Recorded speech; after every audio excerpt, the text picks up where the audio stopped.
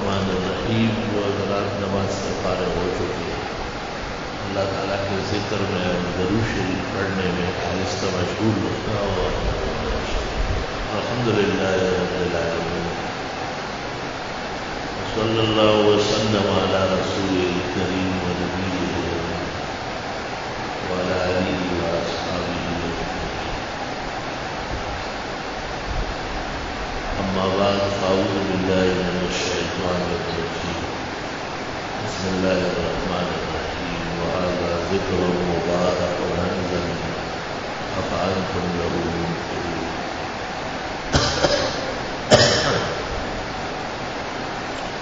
قال النبي صلى الله عليه وسلم انما بعثت معلما. وقال صلى الله عليه وسلم انما انا رحمة مهداة. اخرجها اصحاب السنن.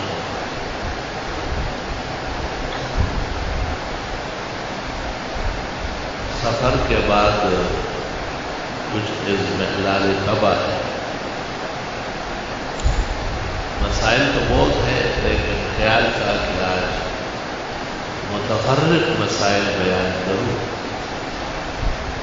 بعض اوقات متفرقات سے مختلفات سے زیادہ فائدہ پہنچتا ہے کیونکہ وہ لوگوں کی ضرورت ہوتی ہے. اور علماء دین نے کہا ہے کہ قرآن کریم کی آیات میں بھی جو بظاہر ربط نہیں ہے اس کی حکمت متعالیہ یہی ہے کہ ضرورت شدید لگتا ہے. اس کی مثال ایسی دی ہے حکیم الامت مولانا اشرف علی صاحب رحمۃ اللہ علیہ نے. جیسے ایک شخص ایک مضمون پڑھا، اس کو مضمون سے سروکار ہے، کوئی سنے نہ سنے، جیسے چاہے بیٹھے، ادھر دیکھے ادھر دیکھے. دوسرا شخص جو تربیت اور تعلیم کا ذمہ دار ہے، وہ مضمون پڑھانے کے ساتھ ساتھ دیکھتے بھی ہے کہ پہلی صف میں جو بیٹھا ہے بچے عزیز وہ کیوں پیچھے مڑ کے دیکھے. تو اس جملے کا بظاہر تو ربط مضمون سے نہیں ہے لیکن مجلس کی اصلاح کے ساتھ ہو گیا. جناب رسول اللہ صلی اللہ علیہ وسلم نے درمیان میں افراد کو ٹوکا ہے اور انہیں تنبیہ فرمائی ہے کہ اس طرح نہیں بیٹھو، یہ جبابرہ کی بیٹھک ہے، اللہ سے ڈرنے والے اس طرح نہیں بیٹھو. تو مقصد لوگوں تک دین پہنچانا ہے. لوگ تین قسم کے ہوتے ہیں. ایک بہت اعلیٰ اخلاق کے، اونچے طبائع، شرافت سے مالا مال. وہ تو جیسے نور علی نور ہے، ان سے قرآن سنت فقہ اور مضامین جب سنتے ہیں تو گلاب کی پنکھڑی کی طرح وہ کھل جاتے ہیں. یہ اوصاف طبائع انبیاء ہے اور بعد میں اللہ تعالیٰ نیک بندوں کو عطا فرماتے ہیں. دوسرے درجے کے لوگ وہ ہیں کہ جن میں کبھی کوتاہی اور غلطی تو ہے لیکن سدھرنا چاہتے ہیں، سنورنا چاہتے ہیں. اس عزم سے اور ارادے سے نیک مجلسوں میں بیٹھتے ہیں، واعظ نصیحت سنتے ہیں. پہلے کو قرآن کریم نے نفس مطمئنہ کہا ہے اور اس دوسرے کو نفس لامہ و لوامہ کہا ہے. اور ایک شخص ایسا بھی ہے، تیسری قسم خلائق کی کہ ثم قست قلوبکم من بعد ذلک فہی کالحجارۃ او اشد قسوہ. جیسے ہرے پتھر، سوکھا پتھر کہ اس کے اوپر سے تو پانی گزرتا ہے، بیچ میں گنجائش نہیں. قرآن کریم نے بعد میں کہا کہ پتھروں میں سے بھی ٹوٹ کے چشمے جاری ہوتے ہیں اور کبھی کبھی تو نہر کا سما پیدا ہوتا ہے۔ حضرت شیخ الہند فرماتے ہیں یہ قسمت کی فتوحات ہے۔ اللہ تعالیٰ جب کسی کو ہدایت نصیب فرما لیتے ہیں تو بہت آسانی سے اس میں قبولیت کے آثار پیدا ہو جاتے ہیں۔ جناب رسول اللہ صلی اللہ علیہ وسلم حجۃ الوداع کے موقع پر جب خطبہ دینے لگے، بخاری اور مسلم میں ہے، تو آپ نے جابر بن عبداللہ بجلی کو کہا کہ استنصت الناس، لوگوں سے کہے خاموش ہو۔ وَقَالُوا يُهَلِّلُونَ وَيُكَبِّرُونَ وَيُلَبُّونَ، لوگ لا الہ الا اللہ، اللہ اکبر ولبیک اللہم لبیک اور دیگر دعاؤں میں مشغول ہیں، لیکن خطاب اور بیان اور درس اس کی ضرورت سب چیزوں سے زیادہ ہے۔ علماء کرام فرماتے ہیں کہ جب بیان یا درس یا تقریر کا وقت ہو تو اعمال مختصر کیے تاکہ دیر تک فائدہ نصیب ہو جائے اور اس میں خلل واقع نہ ہو جائے۔ حدیث شریف میں ہے رسول اکرم صلی اللہ علیہ وسلم بیان فرما رہے ہیں اور 3 آدمی آئے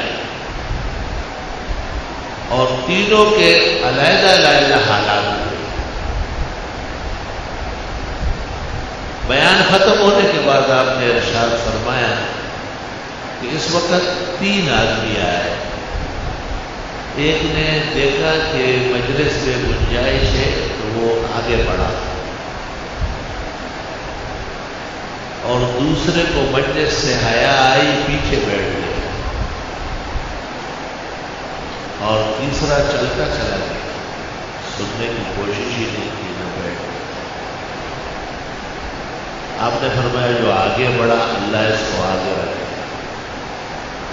جس نے حیا کی اللہ کو بھی اس سے حیا آئی، اور کم محنت اور پیچھے بیٹھنے کے باوجود اس کو اجر ثواب پورا کرے۔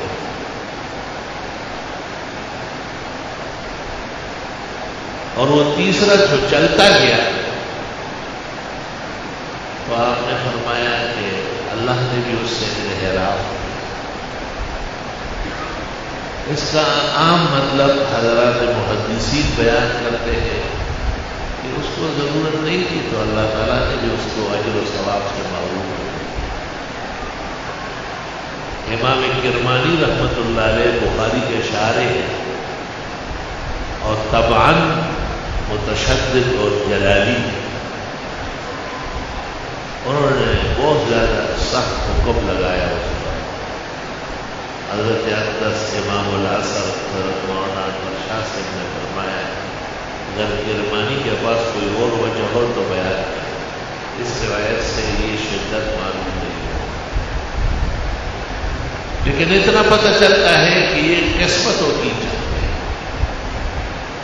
کتنا خوش قسمت تھا جس نے مجلس میں فرصت دیکھی اور وہ آگے بڑھا، کس قدر باحیا تھا جس کو آگے بڑھنا دشوار نظر آیا پیچھے ہی بیٹھ گیا، اللہ نے اس کو بھی محروم نہیں فرمایا۔ اور کتنی گرانی پہ واقع ہوا وہ شخص جو خیر الرسول خاتم الرسول والنبیین جناب نبی کریم صلی اللہ علیہ وسلم کے چشمے فیضان سے فائدہ اٹھائے بغیر آگے چلا گیا۔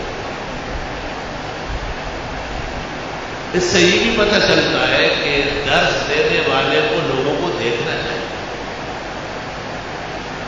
اور صرف ٹیچنگ کافی نہیں ہے کہ بس ٹیچنگ کا، ٹیچنگ سے لوگ نہیں بنتے۔ کوئی ننگے سر ہے تو اس کو کہے کہ سر ڈھک کے بیٹھو، کوئی ادھر ادھر دیکھ رہا ہے تو اس کو کہے کہ پہلے دیکھ لو اگر کسی اور پہ نہ جائے، تاکہ اس کو اپنی شرارت کا پتہ چل جائے کہ میں آداب مجلس سے کتنا محروم ہوں۔ حدیث میں ہے کہ شخص نے مجلس میں جھمائی لی تو جمائی میں منہ کھلتا ہے. آپ نے فرمایا من تصاوب منکم فلیکذبہ ما استطاع. جس کو جمائی آنے لگے نہ آنے روکے اگر روک سکتا. پھر فرمایا کہ اگر آئی گئی ہے تو فلیضع یدہ فی فی، ہاتھ منہ پر رکھے. مشہور ہے کہ بائیں ہاتھ کی پچھلی جو سائڈ ہے یہ منہ پہ رکھے. فإن الشیطان یدخل فی، ورنہ شیطان اندر جاتا ہے. شیطان دشمن ہے، جب وہ اندر جائے تو خیر تو نہیں پہنچ جائے گا، نقصان کرے گا. یہ آداب مجلس کے خلاف تھا. مجلس میں ایک آدمی کو جمائی آ رہی ہے اور بار بار منہ کھول رہا ہے تو حضرت نے 3 تنبیہات فرمائی. ایک تنبیہ یہ فرمائی کہ روکے اسے، یہ اچھی چیز نہیں ہے. اور دوسری تنبیہ یہ فرمائی کہ منہ بند کر. اور تیسری تنبیہ آپ نے یہ فرمائی کہ آپ نے اس کا بضرورت بیان کیا، لأن شیطان یدخل فی، ورنہ شیطان کو اندر جانے کا موقع ملتا ہے. کتنا احسان فرمایا جناب نبی کریم صلی اللہ علیہ وسلم. اب مجلس میں لوگ تھکے ہوئے ہوتے ہیں، بیمار بھی ہوتے ہیں، جمائیاں لیتے ہیں، تو مسئلہ تو بیان کرنا چاہیے تاکہ ہمارے بھائیوں کو، طالب علموں کو زندگی گزارنے کا طریقہ ہے. بعض لوگ جب جمائی لیتے ہیں تو آواز بھی نکالتے ہیں. حدیث میں ہے وَلَا يَقُلْ ہا ہا لأن الشیطان یذهب منکم. آوازیں نہ نکالے، شیطان ہنستا ہے کہ دیکھو کہاں تک میں نے پہنچا دیا. سیٹی بجانا شروع کر. یہ جو حضرت نے فرمایا ہے کہ من اکل من هذه الشجرة المنتنة، جو پیاز لہسن کھائے، فلا يقربن مسجدنا، بخاری میں فلا یغشانا مسجدنا، ونحن نماز. فرمایا ان ملائکۃ اللہ لتتعزى مما يتعزى منه بنو آدم. فرشتوں کو بہت تکلیف پہنچتی ہے جس سے بنی آدم کی تکلیف محسوس کرتا ہے. پیاز اور لہسن ہاضمے کی چیز تو ہے. علماء کہتے ہیں کہ بعد الصلاۃ کھانا چاہیے. اور محدثین اور اچھے لوگوں کا دسترخوان زیر نہیں دیتا کہ اس پر پیاز لہسن پڑا ہوا. عام لوگوں میں اور خاص لوگوں میں فرق ہے. یا نساء النبی لستن کاحد من النساء. اور لوگ بعد میں کھائیں، طالب علم نہ کھائیں، طلبہ بغیر اس کے صحت مند. جب پیغمبر کو پسند ہی نہیں، آپ نے پکے ہوئے کھانے پر بھی اعتراض کیا کہ اس میں تو پیاز و لہسن ہے. اور فرمایا کہ اناجی ما عمل لا تناجی، فرشتوں سے میری سرگوشی رہتی، میں ایسی چیزیں کیسے کھا سکتا ہوں. یا رب صلی وسلم علیہ. علماء نے اس سے استدلال کیا ہے. ایک استدلال یہ کیا ہے کہ پیاز و لہسن متعین نہیں ہے. اگر مولی یا اس قسم کی اور کوئی سبزی ہو اور اس کا ڈکار ہو اور بدبو ہو تو اس کو بھی یہ حکم ہے کہ آداب مسجد اور نماز میں احتیاط کرنا. اور بعض لوگوں کے منہ سے بدبو آتی ہے، اس کو بخر کہتے ہیں. اور بعضوں کے بغلوں سے بدبو آتی ہے، اس کو زخر کہتے ہیں. فقہا کہتے ہیں بخر اور زخر والے گھر نماز پڑھانے. مسجدوں میں نہ آیا کر، لوگوں کو تکلیف نہ پہنچائے. تو علماء نے اور مسائل نکالے کہ ایسی دوا کھانا یا ایسا زخم ہونا یا ایسا پرہر ہونا جس کی وجہ سے نمازی اذیت محسوس کر رہے، اگر وہ جماعت چھوڑ کر گھر پر بھی نماز پڑھ لے تو اللہ تعالیٰ اس کو اجر دے گا، جو کہ مسجد کے بھی آداب کے خلاف ہے اور نمازیوں کے بھی آداب کے خلاف ہے۔ حضرت صلی اللہ علیہ وسلم فرماتے ہیں ابو داؤد اور ترمذی میں کہ اگر کسی کو ناک صاف کرنی ہو یا بلغم تھوکنا ہو تو سامنے اور دائیں طرف نہیں بلکہ اپنے کپڑے میں تھوکے، یعنی مسجد میں نماز میں تو اپنا کپڑا خراب کر لے لیکن مسجد میں نہ تھوکے۔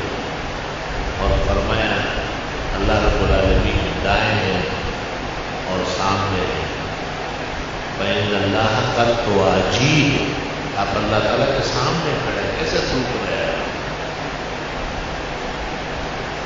حضرت اقدس شیخ المشائخ روح الارواح اور سر الاسرار بادشاہ ولایت پیرانی پیر شیخ عبد القادر جیلانی اعلی اللہ مقامہ، ان کے احوال میں لکھا ہے کہ حضرت کو اطلاع ملی کہ ایک بزرگ ہستی کہیں آئی ہے، تو حضرت نے خواہش ظاہر کی، اپنے شاگردوں کو کہا کہ ہم بھی چلے ملاقات کریں۔ جب یہ حضرات والا تشریف لے گئے تو اتفاق سے اس بزرگ نے باتیں کرتے کرتے اچانک تھوکا اور قبلے کی طرف تھوکا۔ حضرت بڑے حیران ہو گئے، یہ کیسے ولی ہے؟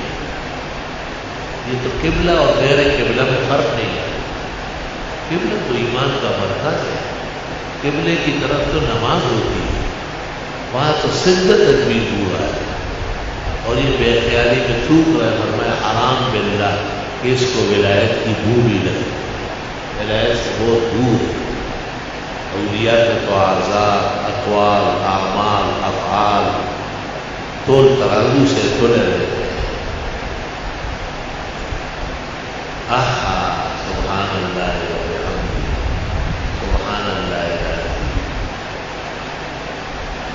حدیث شریف میں ہے آپ نے مسجد کی دیوار پر نامناسب چیز دی کہ نار کسی کی ڈری دی یا بلغم پھینکا تھا۔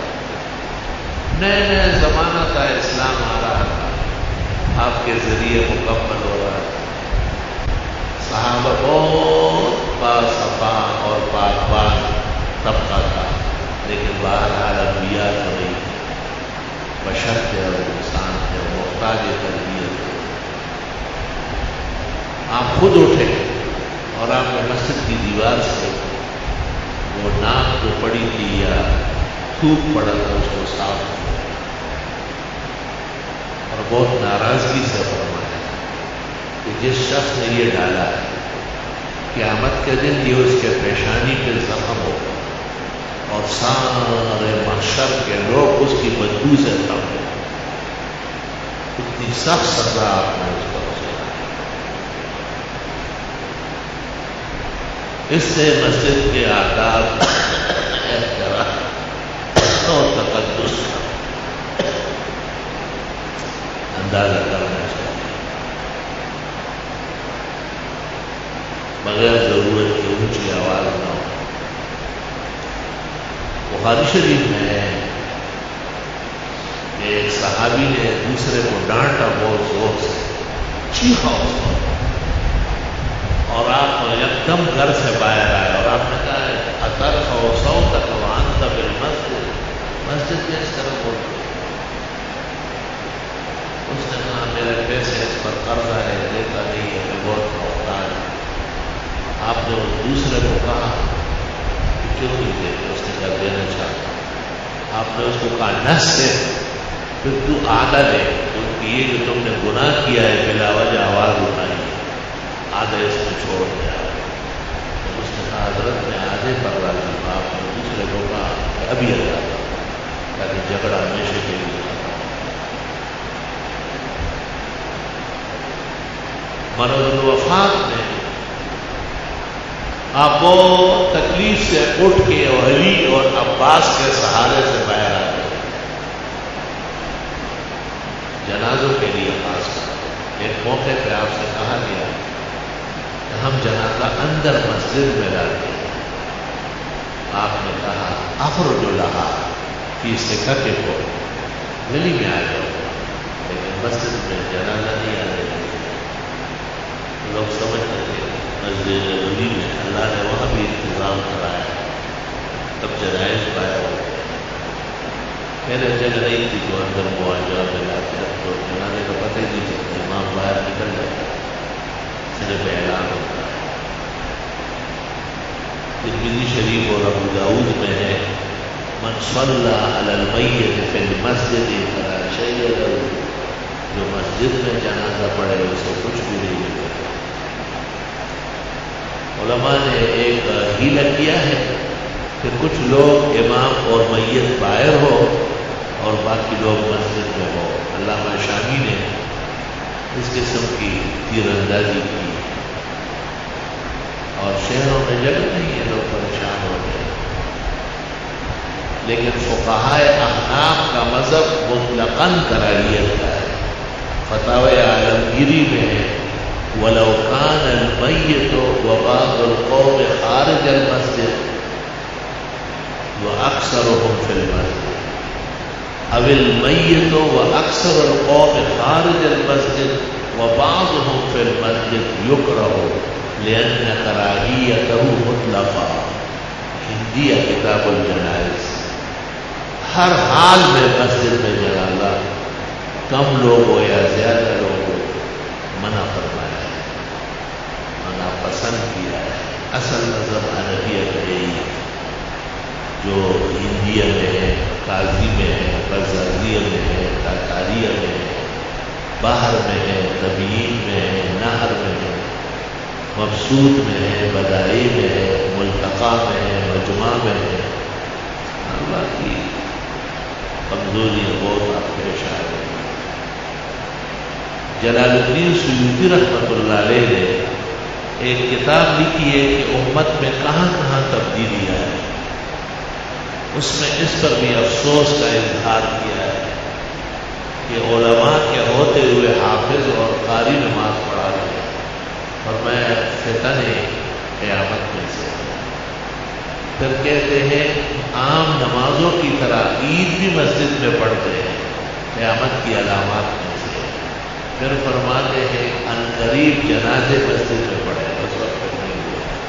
جلال الدین سیوطی رحمۃ اللہ علیہ 900 کے آس پاس ہے. ایک واسطے سے ابن امام کا شاگرد ہے اور ابن حجر کا براہ راست ہے. یہ اور صحابی ایک دور میں، لیکن ہمارے زمانے میں تو مسئلے بہت زیادہ پیچیدہ ہو گئے. اللہ تعالیٰ اپنے فضل و احسان سے مدد فرمائے.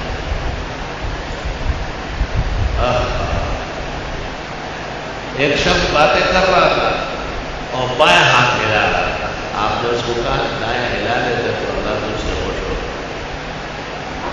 سیاسی مولوی جو ہوتے ہیں تو بھی بائیں ہاتھ مطلب یہ ہے کہ ہمارا سارا کام الٹا ہی ہے، ہم سے خیر کا کام یہ اور کرتے. آپ تو عالم دین ہے، آپ کو تو دائیں بائیں کا فرق کرنا ہے. یہ بھی اس زمانے کی بدقسمتی ہے کہ مسلمان جو ہے وہ دائیں بائیں کا فرق نہیں کرتا. مسلمان کا جس طرح نام اہل جنت ہے اس طرح ان کا نام اصحاب الیمین، دائیں ہاتھ سے کام کرنے والے خوش قسمت. اور حدیث شریف بخاری میں ہے کہ آپ کچھ تقسیم کرنا چاہتے ہیں، پانی آپ نے نوش فرمایا اور بچ گیا. اتفاق سے ابو بکر صدیق بائیں طرف بیٹھے جیسے میری بائیں طرف ہے، اور ایک اعرابی دیہاتوں سے کہیں سے پھوٹ کے آیا تھا وہ دائیں طرف بیٹھا. اور آپ کا بچا ہوا پانی وہ تو آب حیات سے بڑھ کر قیمتی تھا. تو آپ نے اس اعرابی سے کہا دیکھو مسئلے کے کیسی حفاظت کرتے ہیں آپ بھی ذرا سوچیں کہ کیا آپ کو بھی اتنا مسائل کا خیال ہے. کہ جس آپ دائیں طرف ہے تو حق آپ کا بنتا ہے، لیکن آپ کی اجازت سے میں ابو بکر کو دے سکتا ہوں۔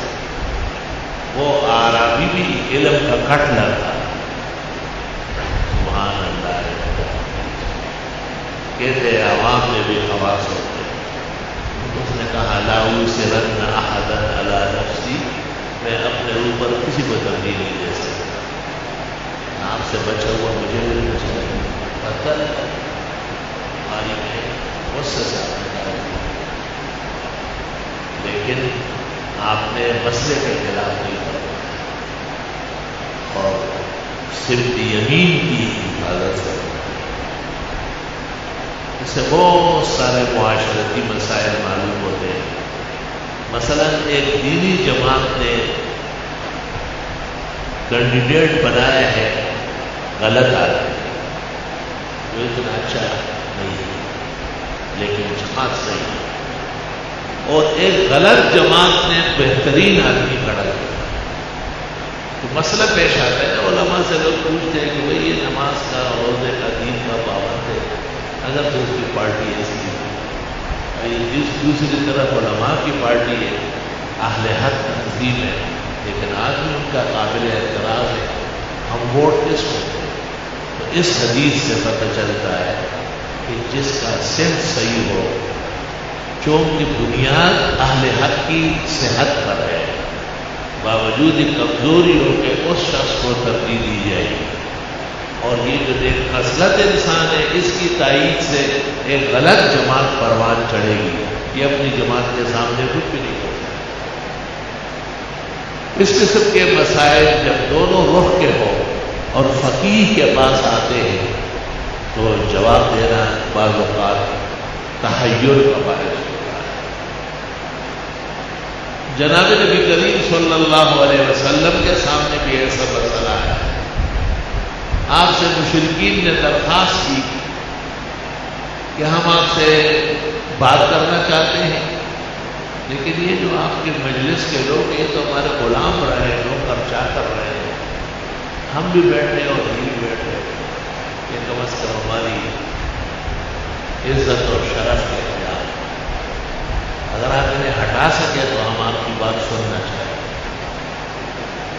آپ نے خیال فرمایا کہ مشرکین سے جو بات ہوگی وہ ایمان کی ہوگی، وہ ایمان اثر ہے، اور میرے صحابہ تو ایمان سے مشرف ہے، اللہ تعالیٰ نے ان کو ایمان کی دولت عطا فرمائی، ان پر تو اعمال کی محنت ہو رہی ہے، اور اعمال کا درجہ ایمان کے بعد ہے۔ کہتے ہیں آپ نے صرف ارادہ فرمایا کہ ایسا کر لوں، اب تعالیٰ نے بہت سختی سے قرآن میں کہا وَلَا تَطْرُدِ الَّذِينَ يَدْعُونَ رَبَّهُمْ بِالْغَدَاةِ وَالْعَشِيِّ يُرِيدُونَ وَجْهَهُ، خبردار کہ آپ نے اپنے صحابہ کو اٹھا دیا ان مشرکین اور کافروں کو، آپ کے ذمہ ان کا کوئی حساب نہیں، اور جب یہ آئے تو آپ ان کو کہیں کہ تمہیں سلام کرتا ہوں، اللہ تعالیٰ تم سے بہت راضی ہے، تمہارے لیے رحمت کرتے ہیں۔ تو علماء دین کہتے ہیں کبھی کبھی دو اصول ٹکرا جاتے ہیں۔ آپ کے پیش نظر یہ اصول تھا کہ مشرکین کو ایمان کی دعوت دوں گا، وہ بہت ضروری تھا، اور اعمال تو بعد میں ہوتے ہیں جب ایمان نصیب ہو جائے، کیونکہ بغیر ایمان کے اعمال کا کوئی وزن و قدر ہی نہیں ہے۔ حق تعالیٰ نے ایک اور اصول ذکر کیا کہ آپ کے صحابہ پر محنت یقین کے درجے میں فائدہ مند ہے، اور مشرکین ایمان لائے نہ لائے اس کو تبدیل کا مسئلہ ہے، آپ اس کے پابندی نہیں ہیں، آپ کے ذمہ ہے ہی نہیں، آپ صرف اور صرف تبلیغ کر سکتے ہیں، میرا پیغام پہنچا سکتے ہیں۔ محقق علی الاطلاق ابن الحمام نے ایک کتاب لکھی ہے، متعارض اصول کو جمع کیا ہے، اس لیے نہایت مشکل کتاب ہے، اس کا نام ہے تحریر الاصول، اور پھر ابن امیر بادشاہ نے التحریر والتحبیر سے، اور محمد امین بخاری نے تیسیر التحریر سے اس کی بڑی بڑی شرحیں مولویوں کو کام کی بات ہے، اور اصول کو آگے بڑھایا اور پھر اس کو اطمینان کے ساتھ ان کے فیصلے کیے۔ تو مجالس کے آداب، مسجد میں آنے کے آداب بہت ضروری ہے۔ میرے طلباء کو بھی کہا کہ نماز سے پہلے صفوں پہ بیٹھا کرو، اور نمازیوں کے لیے بھی یہ حکم ہے۔ صفوں میں جب بیٹھیں گے تو فرشتے دعا دیں گے، اللہم اغفر لہ وارحمہ وتب علیہ، اور یہ دعا ادب المفرد میں بخاری نے نقل کیا ہے، خود بھی پڑھ سکتے ہیں آپ، رب اغفر لی وارحمنی وتب علی انک انت التواب الرحیم۔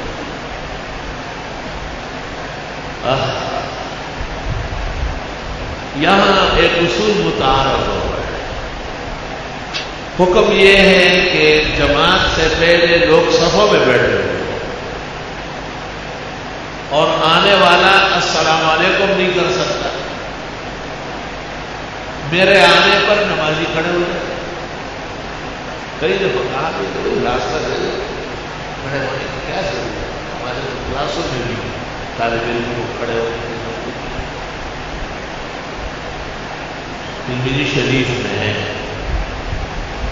صفحہ 200 معانقہ اور مصافحہ، ابو ہریرہ سے بھی روایت ہے اور انس سے، ما کان احد اعظم قدرا عندنا من رسول اللہ صلی اللہ علیہ وسلم ولكنه اذا جاء لم نقم له لانه كان يكرهه۔ ہمارے نزدیک حضرت محمد صلی اللہ علیہ وسلم سے بڑھ کر کوئی ہستی نہیں، لیکن حضرت کی آمد پر بھی ہم کھڑے نہیں ہوتے، آپ خفا ہو۔ اور آپ نے فرمایا بھی ہے کہ یہ عجمی طریقہ ہے، مجھے اس سے شرک کی بدبو آتی ہے۔ جو کھڑے ہوتے ہیں پھر ہاتھ بھی لگاتے ہیں، پھر سر بھی نیچے جھکاتے ہیں، کھڑے ہیں، وہ جو عبادت کا طریقہ تھا وہ مخلوق ہوتی ہے۔ تو کئی دفعہ میں نے گزارش کی ہے کہ میری آمد پر لوگ بیٹھے رہے، نہ کریں، ہم دین کے پابند ہیں، ہم جعلی عزت کے قائل ہیں۔ جب حضرت محمد صلی اللہ علیہ وسلم کے لیے صحابہ قیام نہیں کرتے، اب امام کے دوہر محدثین نقل کرتے ہیں۔ یہ روایت ترمذی شمائل میں بھی لائی ہے اور شارحین نے اتفاق سے نقل کیا ہے کہ کھڑے نہ ہونا افضل۔ نہ جانے کس وجہ سے عجیب الامت نے حفاظات یومیہ جلد 4 صفحہ 142 پر لکھا کہ علماء کی تعظیم کے لیے قیام بالاتفاق جائے۔ ہمیں اتفاق کی علت معلوم ہے، ہم معذرت خواہ، ہم کسی ایسی فقہ اور اجماع کے قائل نہیں ہیں جو آیت اور حدیث کے خلاف مغالطہ ہو گیا ہے بہت سخت۔ ہمارے زمانے میں حضرت اقدس مولانا یوسف صاحب بنوری رحمۃ اللہ علیہ کہ تشریف آوری پر باقاعدہ طلباء کو ہٹایا جاتا تھا کہ تم کھڑے ہوتے ہو، مولانا 2-3 دن تک خبر لڑکے ادب کرتے ہیں اور اکثر استاد کو خوش ہوتے ہیں کہ ہمارے لیے کھڑے ہو۔ ہمارے یہاں ایک بزرگ استاد آئے تو ساری زندگی موجود ہی ہو گیا مجھے ایک دن میرے پاس آیا اور میں کلاس میں جا رہا ہوں، کھڑ کے بیٹھے ہوئے، اتنی بےعزتی مجھ سے برداشت نہیں ہے۔ میں نے فوراً یاد ہے کہ میں نے حضرت کی حدیث جا کے سنانے پڑے ہوئے ہیں، کہنے لگے اس کو سنا پڑا کیوں آپ تعلق دیوبند اس لیے گئے تھے کہ نیا دین ایجاد کرا۔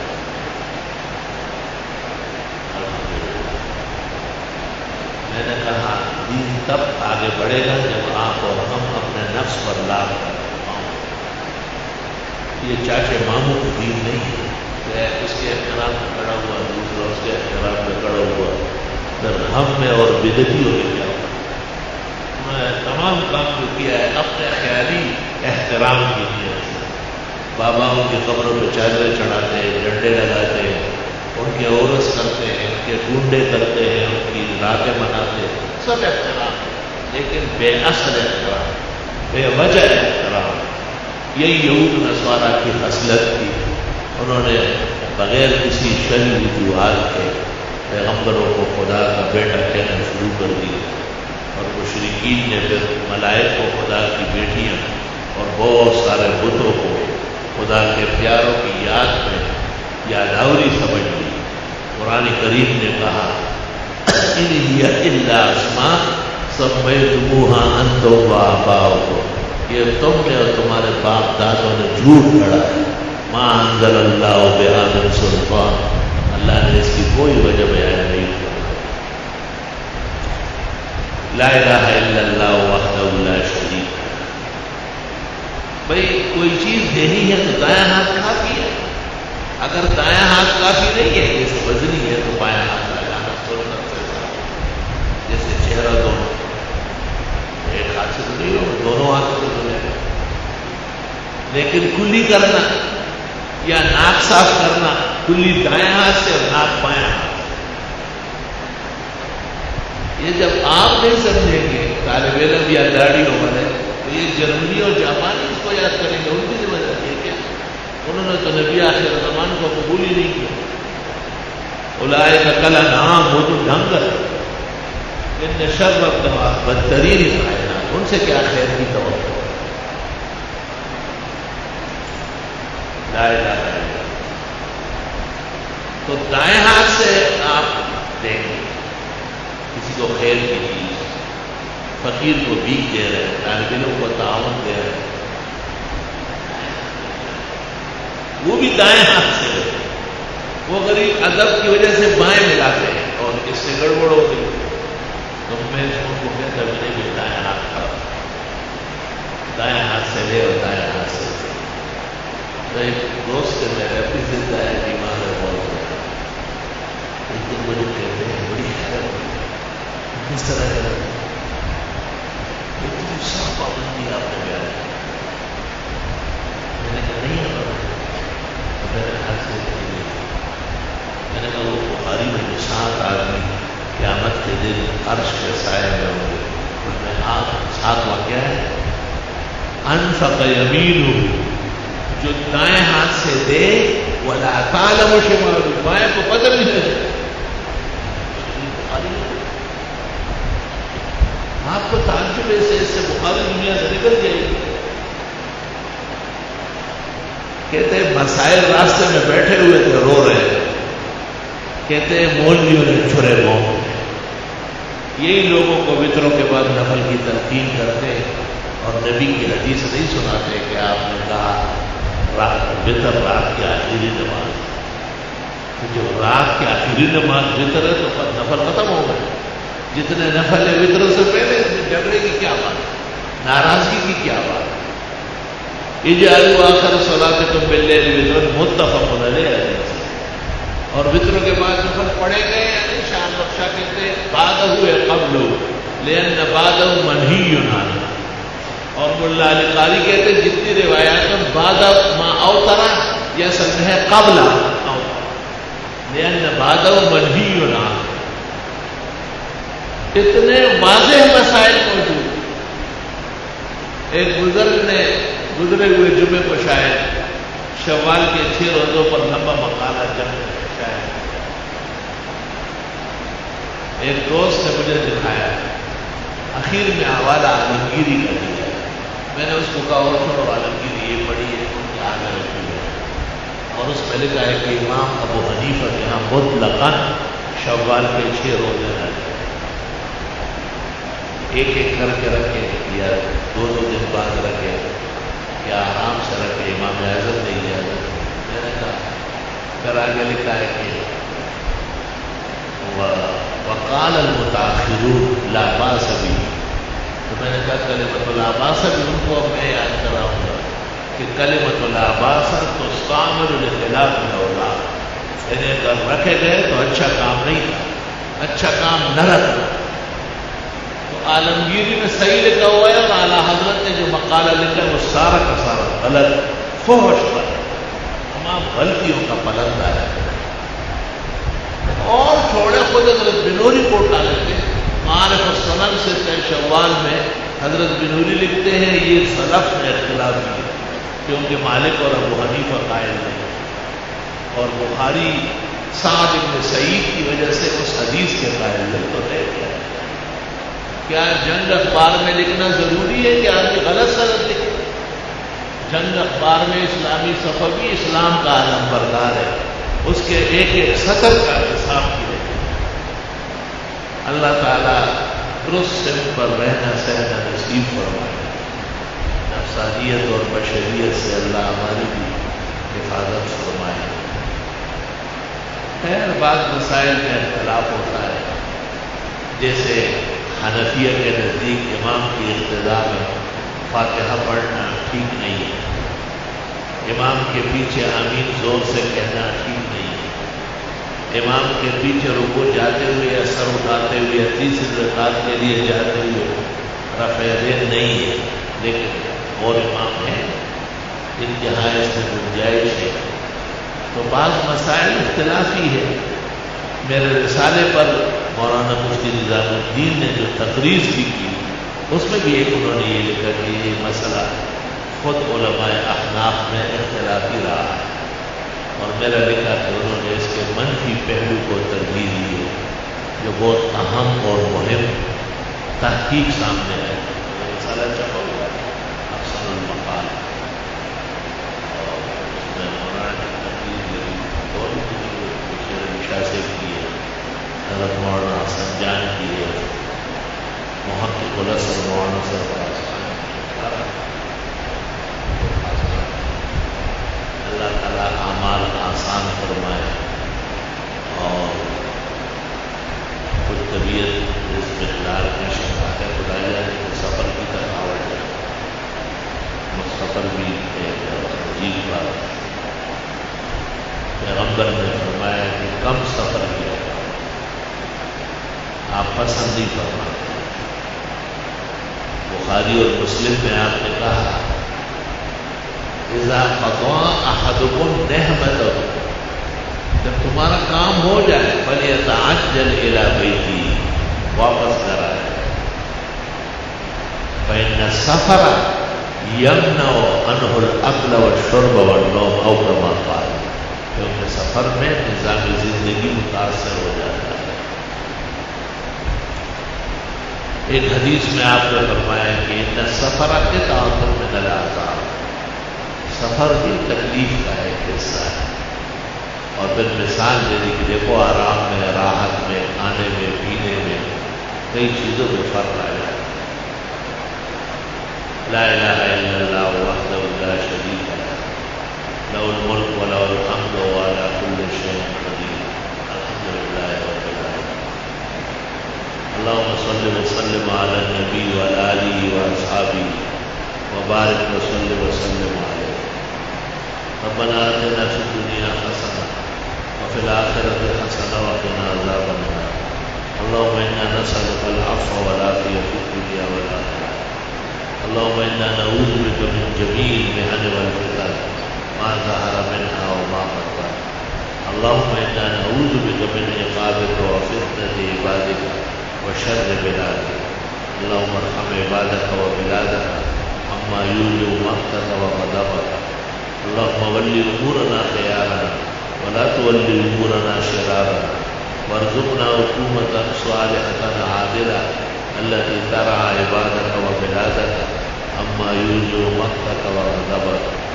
اللهم اهدنا بالهدى ونقنا بالتقوى واغفر لنا في الآخرة والأولى۔